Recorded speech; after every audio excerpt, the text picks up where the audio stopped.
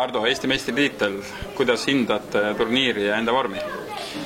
Et enda vormi hindan nagu heaks, et Venemaal sai ka tugevad matšid tehtud, et mingil määral väike nagu väsimus on veel sees nagu siuke, et seda nagu plahvatuslikku jõudu väga ei ole nii suurt, aga üldiselt on praegu nagu kõik tervis on vastu pidanud ja vorm on hea. Kas või täna õnnestus sul teha oma peamises sparingupartnerile kah peast ja käest, ütleme, su põhileivanumber heide läbi, et kuidas sa seda hindad, et sa suudad seda juba ka, ütleme, maailma täitsa tippudel läbi teha?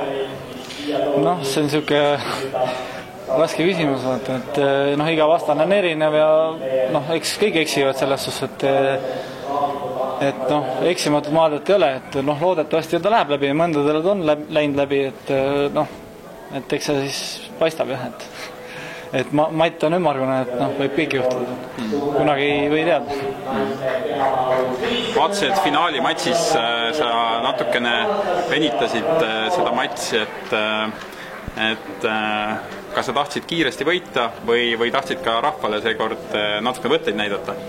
Jah, mingil määral ma tahtsin proovida enda tõstet, aga jah, oligi nagu sellisest särtsust või nagu otsustavusest oli natuke nagu puudu või siuke, et ei tundnud nagu ennast nagu nii hästi, võib-olla jah, siuke.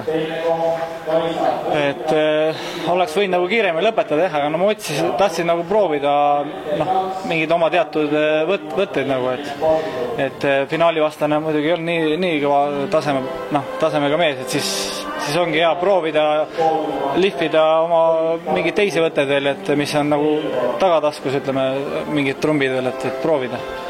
Aga võit oli siiski ülekaalukas? Seda küll, jah. Millal järgmine võistlus? Järgmine võistlus on meil Bulgaarias nüüd 22 veebruari järsku, et meil on ennem seda laager on seal ja siis pärast seda tuleb ma arvan, et suht tugev turniir seal. Tänud ja soovime edu! Tänud!